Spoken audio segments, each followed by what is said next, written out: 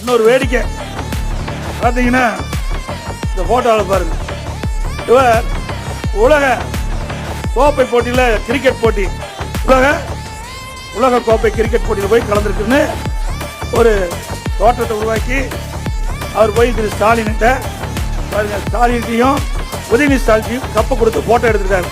இவர் பாஸ்போர்ட்டே வாங்கல, இவர் வெளிநாட்டுக்கு போகல, பாஸ்போர்ட் வாங்கல, வெளிநாட்டுக்கு போகல, அந்த உலக கிரிக்கெட் கோப்பை போட்டியிலையும் கலந்துக்கல. இது கூட தெரியாத ஒரு முதலமைச்சர் விளம்பரத்திற்காக இந்த போட்டோ எடுத்து வெளியிட்டிருக்காரு. இப்படி திறமையற்ற முதலமைச்சர், ஒரு பொம்மை முதலமைச்சர் சொன்னா பொருத்தமில்ல.